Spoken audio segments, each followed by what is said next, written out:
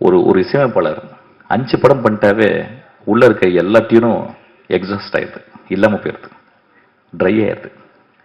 ஒரு 50-55 வருடங்கள். ஆனால் ஆக்சுவலாக அவர் ஒர்க் பண்ண ஆரம்பிச்சது 70 வருடங்கள். ஒரு 70 வருடங்களா ஒரு மனிதனுக்கு அந்த கேணி ஏன் வற்றவே இல்லை, அந்த ஊற்று எப்படி வற்றவே இல்லைன்னா ரொம்ப ஆச்சரியமா இருக்கு. there are two ways of film great composers இருக்காங்க.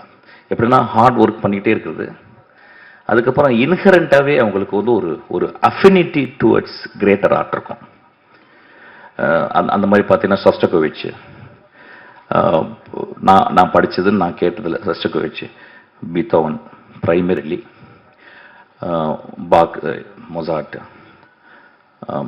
ஷூபர்ட், ரஹ்மானின் அவங்களாம். அவங்கள என்ன பார்த்தீங்கன்னா inspirations bent towards art, 24/7 thinking about music, அதுக்கப்புறம் அவங்க ப்ராக்டிஸ். இப்போ நான் சொன்ன எல்லாத்தையுமே நம்ம ஊரில் இருக்க ராஜா சார் பண்ணிக்கிட்டே இருக்கார். 24/7 அவர் அந்த இசையிலே இருக்கிறார். எனக்கு நல்ல ஞாபகம் இருக்கு, ஓனாய் ஆட்டுக்குட்டி நான் வந்து யூகேல இருக்கேன், அவர் பார்க்குறாரு. அப்போ என் தம்பியை வந்து என்ன பண்ணிட்டேன், பின்னாடி இருந்து அவர் பார்ப்பாரா, வீட்டில் தான் பார்த்தாரு, சின்ன டிவியில் டபுள் பாசிட்டிவ் பார்க்குறாரு. என் தம்பியை பின்னாடி இருந்து அவர் கை சோஃபாவில் வச்சிருப்பாரா, அந்த கையை மட்டும் வீடியோ எடுத்துக்கிறேறா அப்படின்னு. அவனுக்கு புரியல. அவர் படம் பார்த்துட்டே இருக்காரு. ராஜா சார் உட்காந்து படம் பார்த்துருக்காரு, என் தம்பி பின்னாடி உட்காந்து வீடியோ எடுக்கிறான். ஒரு 10 இடத்துல அவர் கை அப்படி அப்படின்னுச்சு. அது என்னன்னா அவர் கீ கண்டுபிடிக்கிறார் 10 இடத்துக்கு.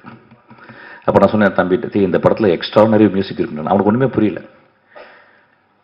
அப்புறம் நான் வந்தேன், அவன் ஃபோன் பண்ணார், என்னடா இப்படி பண்ணி வச்சிருக்க, ஒரு மாதிரி இப்படி ஒரு குழப்பமும் பண்ணி வச்சிருக்க, நல்லா இருக்குடா, புதுசாக இருக்கு, சரி எனக்கு ரொம்ப வேலை கொடுத்துருக்க அப்படின்னு சொல்லிட்டு இப்படி திரும்புறாரு.